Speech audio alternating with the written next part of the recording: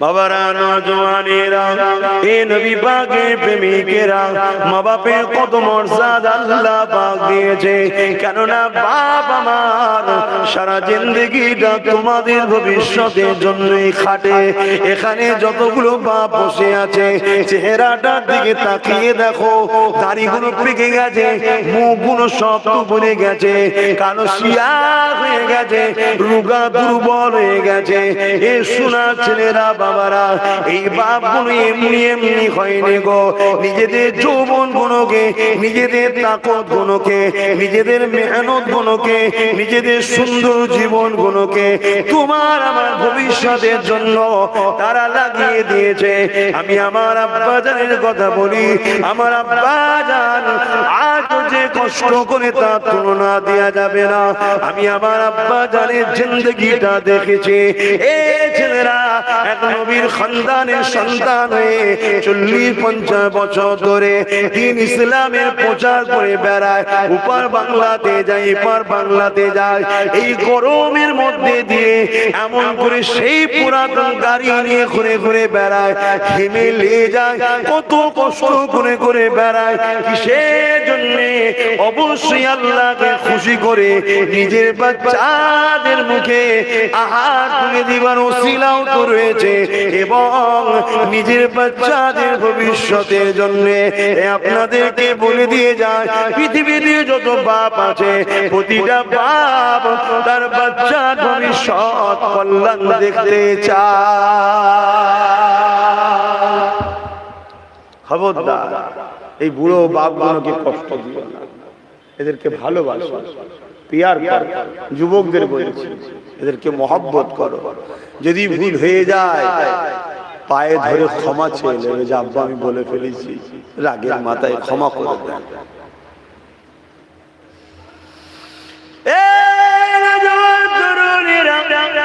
আরে আল্লাহ নবী যখন মায়ের পেটে ছিল, নবী পাকে আব্বা জান যখন দুনিয়া জমিন দিয়ে চলে গিয়েছিল, তাই নবী আমার বলেছেন, এ বিশ্বে যুবকেরা, এ বিশ্বে মানুষেরা, বাবারা যে কত কষ্ট আমি মুহাম্মদ সেটা বুঝি।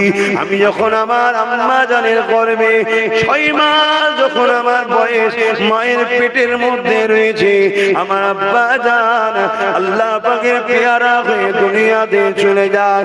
আমি দুনিয়া জমিনে এসেছিলাম, অন্য অন্য বাচ্চারা এমন করে তারা মাঠে যেত, বিভিন্ন জায়গায় যেত, আমি মুহাম্মদ চোখের পানি ফেলে দেখতাম আর ভাবতাম, প্রতিটা বাপ তার বাচ্চাদেরকে কোলে করে কাঁধে করে নিয়ে যায়। বাপটাকে দেখে প্রতিটা বাচ্চা কোনো ছুটিয়ে ছুটে গিয়ে আব্বা জান বলে জড়িয়ে ধরে, বাপ তাদেরকে কোলে নিয়ে চুমা দেয়। কিন্তু আমি মুহাম্মদ দাঁড়িয়ে দাঁড়িয়ে চোখের পানি ফেলে কাঁদে, কেননা আমার আব্বা জান দুনিয়ার জমিনে না। আমি মুহাম্মদকে কোনোদিন বাবা মুহাম্মদ বলে ডাকেনে, আমাকে কোনোদিন কোলে তোলে নে, আমাকে কোনোদিন আদর দেয়নি, চুমা দেয়নি। এ যুবকেরা, ছায়া থাকতে ছায়ার মজা বোঝা যায় না। বাপ হলো একটা বট গাছের না, তাই তোমার বাড়ির কোণে যদি পড়ে থাকে, জেনে রেখে দেবে ওটা তোমার জন্য বট গাছ হয়েছে। নিজের জিন্দগিটাকে তোমার জন্য লাগিয়ে দিয়েছে গো। তোমার কোনো কষ্ট হলে মাকে বকতো গো, তোমার কোনো অসুবিধা হলে তার স্ত্রীকে বকতো গো, তোমার কোনো বিমারে পড়ে গেলে রাত 12টা, 1টা, 2টোর সময় ঝড় চলছে, তুফান চলছে, এমন করে বাস চমকাচ্ছে, বিদ্যুৎ চমকাচ্ছে, তোমার আম্মা তোমার আব্বাকে বলেছিল, প্রাণের স্বামী বাচ্চার জ্বরটা বেড়ে গেছে, মাথাটা গরম হয়ে যাচ্ছে, এত পানি দিচ্ছি কিছুতেই থামছে না, বাচ্চাটা বমি করছে, বন্ধ হচ্ছে না, আমার প্রাণের স্বামী একটুখানি আপনি যান, ডাক্তারটাকে ডেকে নিয়ে আসে। এ যুবকরা শোনো, এই জমিনের উপরে তোমার আম্মারা ছিল অবশ্যই ভালো মেয়ে, অবশ্যই তারা নেক মেয়ে, তারা স্বামীকে সব থেকে বেশি ভালোবাসতো। এখন তো মডার্ন দুনিয়া এসে গেছে, এখনকার মেয়েরা স্বামীকে অতটা নাও ভালোবাসতে পারে, তবে সবাই খারাপ না এখনো রয়েছে। কিন্তু এটা জেনে রেখে দিও, তোমাদের মা গুলো কিন্তু অবশ্যই নেক মেয়ে ছিল। স্বামীর নাম পর্যন্ত কোনোদিন ধরতো না, স্বামীর দিয়ে কখনো পিঠ করে বসতো না, স্বামীর দিয়ে কখনো পা করে বসতো না। স্বামী বাড়িতে এলে আগে গিলাসে পানি নিয়ে দাঁড়িয়ে থাকতো, পিরানের স্বামীকে এত খেদমত করতো। ওই পিরানের স্বামী ডাকো, তোমার মা কিন্তু তোমার জন্য রাত দিনে ছেড়ে দিয়েছিল। আমার স্বামীটা বিপদে পড়বে কিনা, সাপে কেমড়ে নেবে কিনা, ঝড়ে গাছে ডাল ভেঙে পড়বে কিনা, বাজ মাথায় পড়বে কিনা, কিছুই ভাবেনি। বাচ্চার জন্য তারা কি ত্যাগ স্বীকার করেছে ভেবে দেখো। আর তোমার আব্বা যান লাইট ছিল না গো বাপ, তখন লন্ঠনকে হাতে করে নিয়ে, ওই ছাতাও ছিল ছিঁড়া ফাটা, ওই নিয়ে টুক টুক টুক টুক করে বেরিয়ে গেছে। দমকা একটা হাওয়া মেরেছে, ছাতাটা উড়ে চলে গেছে। ভিজে ভিজে ভিজে ভিজে সোনার বাচ্চার জন্য ডাক্তারকে ডেকে এনেছে। ডাক্তার সারা দেয়নি, দরজার গোড়ায় বসে রয়েছে। ডাক্তার বাবু সারা দাও, ডাক্তার বাবু দরজা খোলো, যা খুশি করে তোমার বাপকে ডাক্তার বলেছে। মাথা নত করে তোমার সুস্থ জন্য বাপ কষ্ট করেছে। এ যুবকেরা, সেই বাপ মাকে কখনো কষ্ট দিও না। যদি বাপ মাকে কষ্ট দাও, আমার আল্লাহ পাক তোমার সম্বন্ধে জানিয়ে দিয়েছে। কি জানিয়েছে? নবী আমার জানিয়ে দিলেন, কোন ছেলের ব্যবহারে যদি বাপ মা একবার উফ করে, ওই ছেলেটা জাহান্নামী হয়ে যাবে। তাই বলে দিই, বাপ মাকে প্রিয়া করো, ভালোবাসো। কোন ছেলের ব্যবহারে যদি বাপ মা খুশি হয়ে যায়, আমার আল্লাহ পাক খোদ নিজে খুশি হয়ে যায়। আহা, কত কষ্ট করেছে আমার আব্বাজান। আমি আমার আব্বাজানের কথা বলছি। যখন আমি আমার আব্বাজান প্রথমবারে যখন হজে যাই, আমাকে বলেছিল তুমি বাংলাদেশে আমার অনেক জলসা আছে, ওই সময়টা তখন হজে পড়েছিল, তুমি যাও না। আমি জলসাই করিনি, এখন আমি তখন পড়াশোনার জন্য দেখি আমি হজ করবো কি করে। যাও না, তুমি গেলেই ওরা খুশি। সত্যি আমরা এলে খুশি না, হজ করলে খুশি। অবশ্যই আমি বিশ্বাস করি, আমাকে যারা ভালোবাসে আমাকে পেলেই খুশি। কেন বলে তো কিচ্ছু করতে হবে না, আপনি শুধু যাবেন, একটু সালাম পড়াবেন, আল্লাহ অতি খুশি। কিন্তু আমি হজ করি, কেন করি? যতক্ষণ তোমাদের হজ করবো ততক্ষণ ধরে রাখবে, ততক্ষণ তোমরা আল্লাহর রহমত পাচ্ছ, ততক্ষণ গুনাহ মাফ হচ্ছে, ততক্ষণ তোমাদের লাভ হচ্ছে। জোরে বলি তাই হজ করি। না আমার তো কারো কাছে বাধা নয়, আমি তো বলেই দিতে পারি। আমাকে বলে নিজে থেকে এসে যে আপনি যাবেন, সালাম দেবেন, দোয়া করে দেবেন। আমি অনেক সময় মজাক করে তাদের ঘরে বলি, ইস্তেহারে কিন্তু ওইটাই লেখা থাকবে, আর মাইকিংও ওটা করবি, ভাইজান আসবে, সালাম করাবে, দোয়া করবে। তাতে যাদের দরদ থাকবে আসবে, আর নাই বলবে আমি দূর থেকে এসেছি, আপনি সালাম করে দোয়া করে দিলেন কেন? আমি তুমি জানো না, লেখা আছে দেখে নাও। তাতেও তারা রাজি, তারপরেও হজ করবে। আহা আমার ভাইরা, রাসূল আমার বলছেন, বাবারা তোরা বাপ পেয়েছিস, বাপটাকে যত্ন কর, ছেড়ে দিস না, তাদেরকে একটু খেয়াল রাখ, তাদেরকে প্যার কর, মহব্বত কর, ভালোবাস। রক্ত গোষ্ঠীর তৈরি মানুষ মাত্র এক একজনের বাপ একটু রাগীও হয়, বকে ছেলেদের ঘরে। কি আছে, বাপ বকবে না তো কে বকবে? কারো বকার ক্ষমতা আছে নাকি? বাপেরই ক্ষমতা আছে, ঠিক না? ঠিক। হ্যাঁ, আমার রাসূল বলছেন, আমি কোনদিন বাচ্চাদের ঘরে দেখতাম তাদের সব নিয়ে যেত, আমি আমার আশা করে থাকতাম আমার আব্বা কবে আমায় এসে ডাকবে, কোলে তুলবে। আমি যে কথা বলছিলাম, আমার আব্বাজান বললেন যাও না, তো যাক আব্বা বলাতে আমি গিয়েছিলাম। অটো চলে, অটো চলে, জানেন রাস্তায় অটো চলে তো, এই অটো করে আমার আব্বা জলসা করে। শুনছেন? অটো করে, আমি একদিন জিজ্ঞেস করলাম অটো করে করেন কেন? বলছে আমার মুরিদরা সব গরিব, বড় গাড়িতে ঢুকলে মুরিদ যদি ভয় খেয়ে যায় যে হুজুরকে অনেক টাকা দিতে হবে। মুরিদ মানে কি? ছেলে সন্তান, কথা বুঝে আসছে? গরিব কোথা পাবে? তো অটো করে ঘোরে। তা আমি যে ফেসে গেছি, এই অটোতে আমাকে নিয়ে ঘুরছে। অটো সরকার আছে ভাই, কিন্তু সবসময় লাফাচ্ছে। লাস্টে জলসায় যে বসে আছে আমার দিকে তীর নিগুলো লাফাচ্ছে, বসে বসে কাঁদছি। আল্লাহ কি ফেঁসা ফেসে গেছি।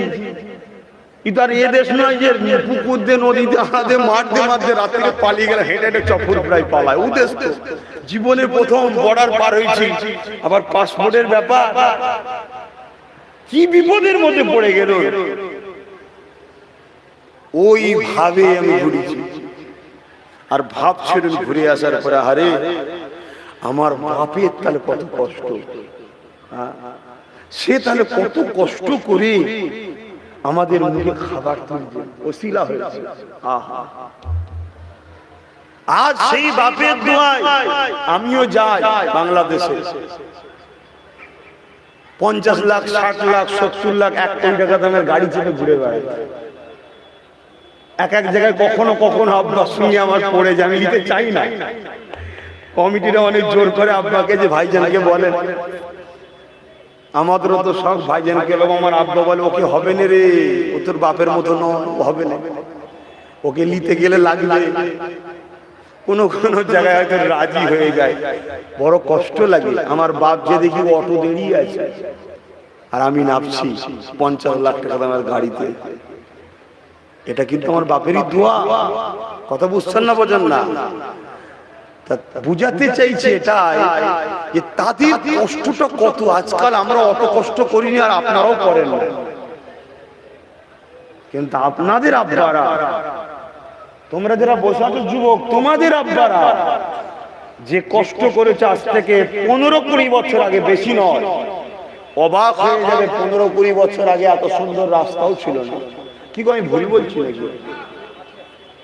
কি কষ্ট ইনারা করেছে বলার মতো নয়।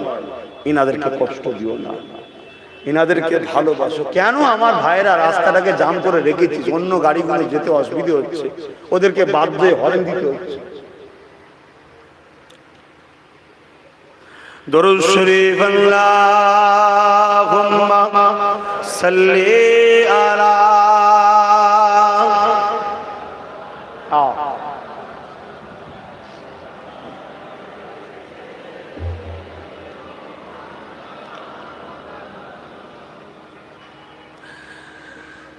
প্রেম আগুনে জ্বলে মরি, ও হে রাব্বানা আমি জারি প্রেমের পাগল, সে তো মদিনা। তোমরা কার প্রেমে পাগল গো? তিনি কোথায়? অবশ্যই আমাদেরকে নজরে রেখেছে, এটা ঠিক কথা, মদিনা শরীফে। তাহলে বলো সুবহানাল্লাহ। আমরা সবাই নবীর প্রেমের পাগল, ঠিক না বেঠিক? প্রেম আগুনে জ্বলে মরি, ও হে রাব্বানা আমি জারি প্রেমের পাগল, সে তো মদিনা। আমি জারি প্রেমের পাগল, সে তো মদিনা। মন পাখিরে বলি তোরে, উড়ে যা তুই সেই শহরে। মন পাখিরে বলি তোরে, উড়ে যা তুই সেই শহরে। যেই শহরে গেলে পরে, যেই শহরে গেলে পরে মিটবে মনের বেদনা। আমি জারি প্রেমের মদিনায় আমি যারি প্রেমের পাগল সে তো মদিনায় ঘুরি আমি পাগল বেশে মনের প্রিয়া দেখবার আসে ঘুরি আমি পাগল বেশে মনের প্রিয়া দেখবার আসে যার সিলাই চিল্লা খোদা যার সিলাই চিল্লা খোদা কেমনে তারে পাই বলো না আমি যারি প্রেমের পাগল সে তো মদিনায় আমি যারি প্রেমের পাগল সে তো মদিনায় আল্লাহুম্মা সাল্লি আলা সাইয়্যিদিনা ওয়ালা আলি সাইয়্যিদিনা আমার বাপ ভাইরা মা বোনেরা যুবকরা বাপকে কষ্ট দেবে না মাকে কষ্ট দেবে না তাদেরকে ভালোবাসো এ দুনিয়ায় আল্লাহ আল্লাহ রসুলের পরে কেউ যদি নিঃস্বার্থে তোমাদেরকে ভালোবেসে থাকে সেইটার নাম হলো একটা আব্বাজান আর একটা আম্মাজান জোরে বলুন সুবহানাল্লাহ বাকি সব স্বার্থপর বাকি সব স্বার্থ ছাড়া কেউ কাউকে ভালোবাসে না ও অনেকে অনেক কিছু বলবে ভাই আরে বয়সটা হয়তো অনেকের থেকে কম হতে পারে এই অল্প বয়স হতে পারে কিন্তু দুনিয়া অনেক চিনা হয়ে গেছে অনেক চিনা আল্লাহ নবী নূর নবী দা নবী বলেন বাবারা এ নজওয়ান তরুণেরা আল্লাহ নবী সাহাবাদেরকে বলেছেন যারা মা বাপকে ভালোবাসে না তারা আমি নবী আমার কেউই নয় তাদের সঙ্গে আমার কোনো সম্পর্ক নাই কাল কিয়ামতের ময়দানে আমি নবীর শাফাত তারা পাবে না তাই বলে দিয়ে যায় মা বাপকে রাজি রাখবে মা বাপকে খুশি করবে প্যার করবে জানি দুনিয়া জীবনে সুখে অপরিহার্যের পাশে হারিয়ে থাকলে টুকুর মুকুর হয় চলতে গিয়ে অনেক সমস্যা হয়ে যায় তথাপি এমন কোনো কথা বলে ফেলবেন না এমন কোনো ব্যবহার করে ফেলবেন না যাতে তাদের দিলে বড় আঘাত লেগে যায় এ যুবকেরা তরুণেরা এ নবী পাকের প্রেমিকেরা আল্লাহ নবীর একজন সাহাবী ছিলেন হযরত আবু হুরায়রা রাদিয়াল্লাহু তাআলা যিনি হাদিসের মধ্যে পুরুষদের মধ্যে থেকে সবথেকে বেশি হাদিস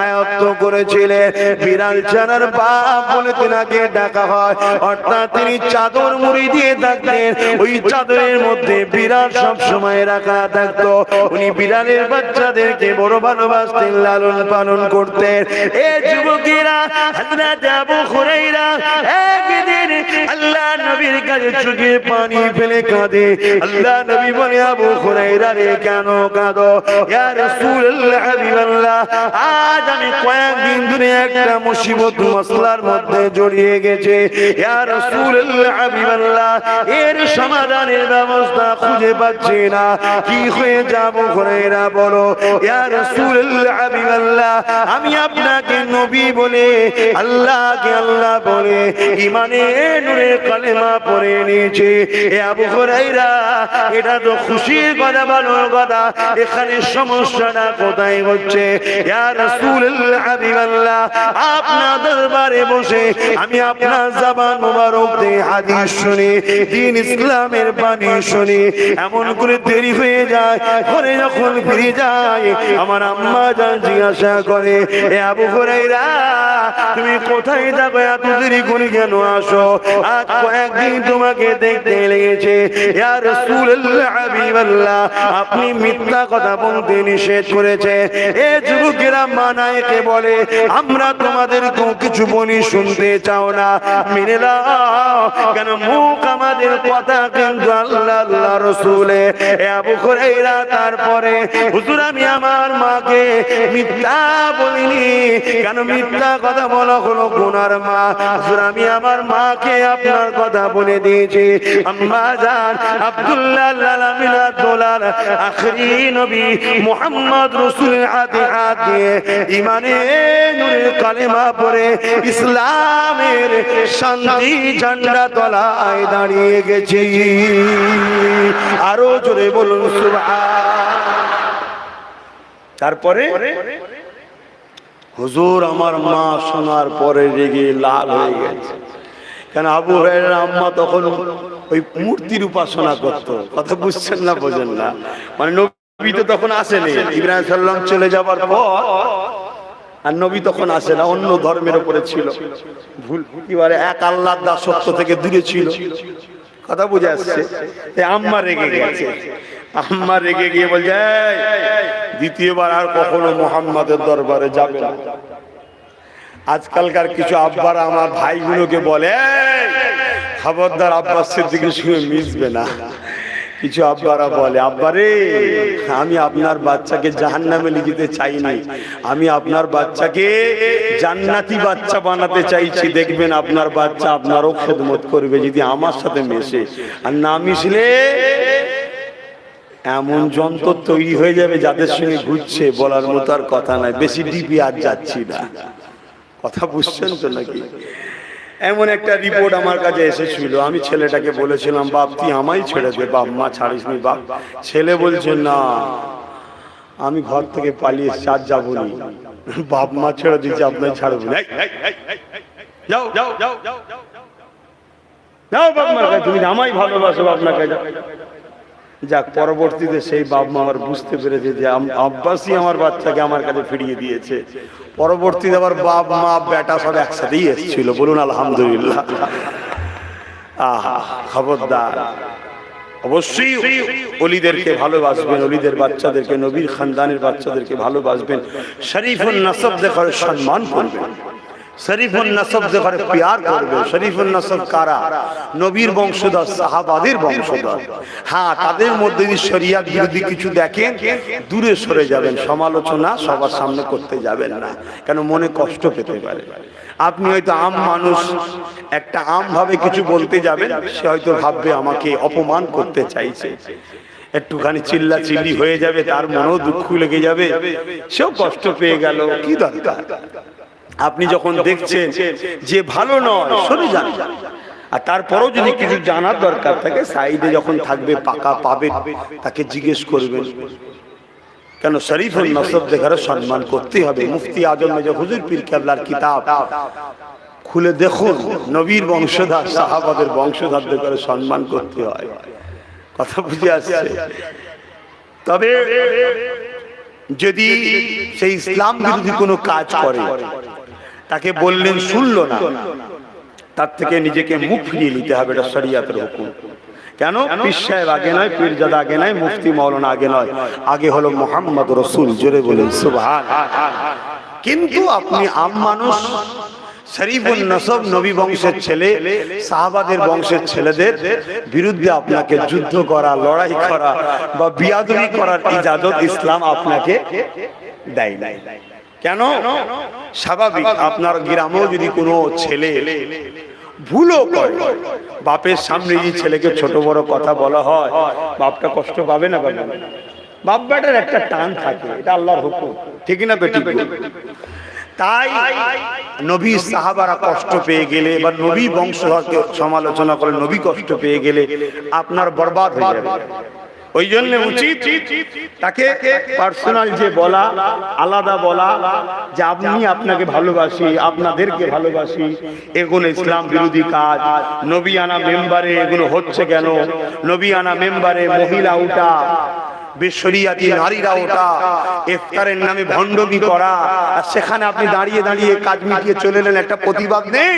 আপনার কি টাকার এতই দরকার হয়েছে হুজুর? কথা বুঝে আসছে না? না, তার কাজটা অবশ্যই ভুল, কোনোভাবে তর্ক যুক্তিতে ঠিক করতে পারবে না। কথা বুঝে আসছে? কিন্তু আপনাদের ঘরও একটু মাথায় রাখতে হবে, এগুলোকে আম ভাবে নিয়ে এলে হবে না। কেন? তার একটা বংশের গৌরব আছে, তার একটা বংশের সুনাম আছে। থার পার্টি কিছু লোক আছে দাদা হুজুরের আওলাদ করে সামনে রেখে দাদা হুজুরকে মিটাতে চাইছে। লক্ষ্য কিন্তু আওলাদ নয়, আওলাদকে দেখিয়ে দাদা হুজুরকে মিটাচ্ছে। কিছু লোক আছে মুসলমানকে দেখিয়ে নবীর দ্বীনকে মিটাতে চাইছে, আছে না নাই? এরা তখন সুযোগটা পেয়ে যায়। কথা বুঝে আসছে? এগুলো একটু মাথায় রাখবেন। যাক, মানুষ মাত্র ভুল হয়, শিক্ষা তো শেষ না। আসেন আমি আলোচনা দিকে ফিরে যাই। হযরত আবু হুরায়রা আমার নবীকে বলে, ইয়া রাসূলুল্লাহ, হাবিবাল্লাহ, আমার আম্মা জান এইভাবে আমাকে বকে, আমি তথাপিও আপনার কাছে আসি, আবার ফিরে যায়, আবার বকে, আবার আসি, আবার ফিরে যায়, আবার বকে। ইয়া রাসূলুল্লাহ, ইয়া হাবিবাল্লাহ, আজকে দিনে একটা বড় মুসিবতে পড়ে গেছি। হুজুর আমার মা আজকে বলে দিয়েছে, আবু হুরায়রা, মুহাম্মদ চাও না আমাকে চাও, যদি তুমি মুহাম্মাদের কাছে যাও, এ আবু হুরায়রা আমার কাছে আর আসবে না। আর যদি আমাকে চাও, মুহাম্মাদের কাছে আর যাবে না। ইয়া রাসূলুল্লাহ, ইয়া হাবিবাল্লাহ, মা বাবা যে কি গুরুত্ব সম্মান, ওটা তো আপনার কাছ থেকে শিখেছি। আমরা জাহিলিয়াতের যুগে মা বাপকে তো হত্যা পর্যন্ত অনেক মানুষ করছে, কিন্তু আপনার কাছে মা বাপের গুরুত্ব শিখেছে।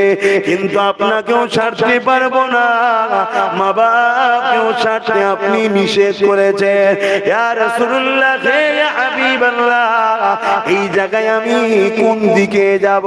এখন যদি আপনার কথা মানি, আপনাকে তো আমি কোনোভাবে ছাড়তে পারবো না। আর আমি যদি সত্যি আপনাকে ভালোবাসি, আপনি বলেছেন যে মা বাপের নয়, সে আমার নয়, তাহলে মা বাপকেও তো আমি ছাড়তে পারবো না। ইয়া রাসূলুল্লাহ, ইয়া হাবিবাল্লাহ, হুজুর আমি এখন কি করব? আমি দিশেহারা হয়ে গেছি। আল্লাহ নবী উত্তর দিচ্ছেন কি শোনেন, জিজ্ঞেস করে কি বলছে, এ আবু হুরায়রা, তুমি কি তোমার মা বাবার বিরুদ্ধে, মায়ের বিরুদ্ধে আমি রাসূলের কাছে কি নালিশ দিচ্ছ? আল্লাহ নবীর কথা শুনে আবু হুরায়রা বলেছিলেন, জি না ইয়া রাসূলুল্লাহ। কেন? আপনি বলেছেন মা বাবার বিরুদ্ধে নালিশ করা যায় না। আর আজকাল ছেলেরা বাপের নামে কেস চালাচ্ছে। এরকম মুসলমান আছে না? না, তাওবা তাওবা, এরা আবার মুসলমান বলে। এরা যখন মুসলমান বলেন আমার বিরাট লজ্জা লাগে যে আমার কওমের বদনাম।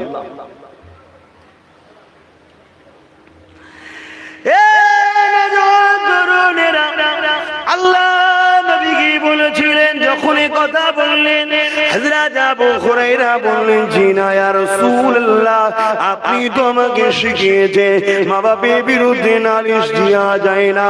তবে হুজুর, আপনি আল্লাহর দোস্ত, আমি আপনার কদমে আমার জান মাল কুরবান করে দিয়েছি, দয়া করে একটুখানি নূরের হাতটাকে একবার তুলে দেন।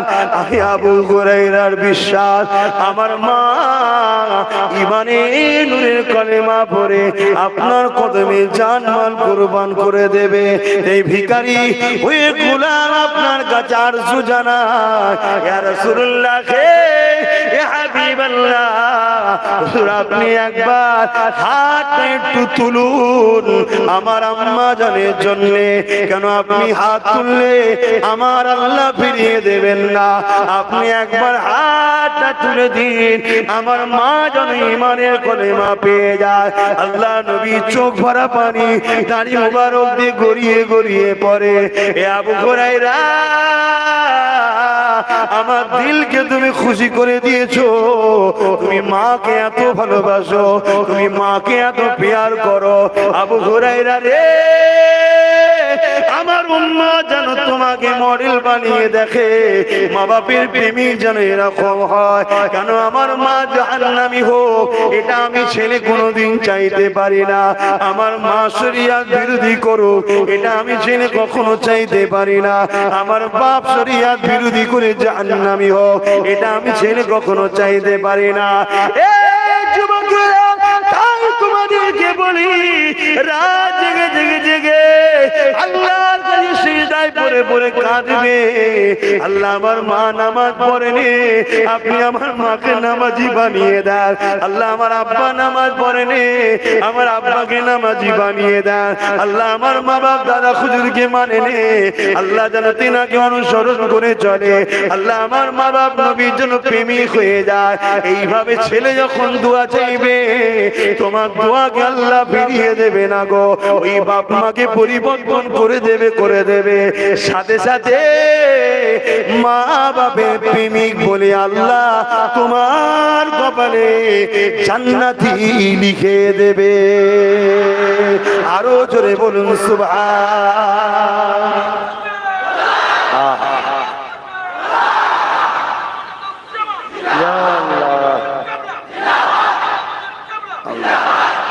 আল্লাহর কাছে তো আমি দোয়া করি, আল্লাহ আমার হায়াত কেটে যেন আমার মা বাপকে আল্লাহ দান করে। কেন তারা বেঁচে থাকুক, তারা সুস্থ থাকুক, ভালো থাকুক। তারা আমাদের জন্য সাহারা, গার্ড, দুয়ার ভান্ডার তারা আমাদের জন্য। তারা যতদিন থাকবে আমাদের জন্য লাভ, লস নয়। হয়তো একটু বয়স হলে মেজাজটা খিটখিটে হয়ে যায়। তুমি কম করেছিলে, তুমি আমি কম করেছি। ছোটবেলায় যখন বাজারে গেছি বড় বাস দেখেছি,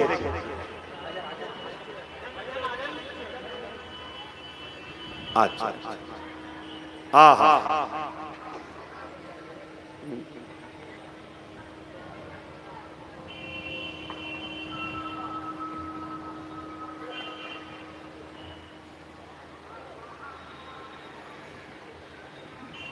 মনি কোথায় গেল?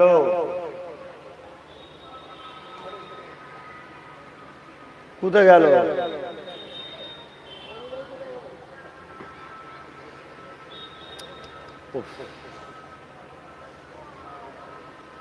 মনি কোথায় গেল?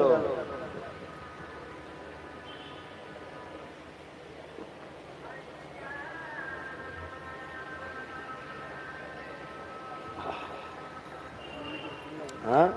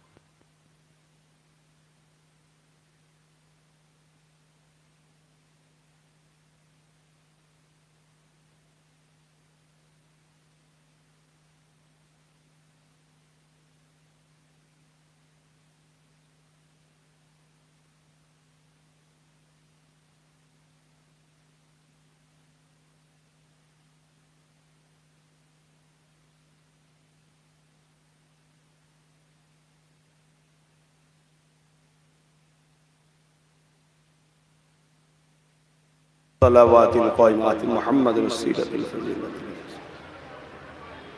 إنك لا تفلح درود الشريف اللهم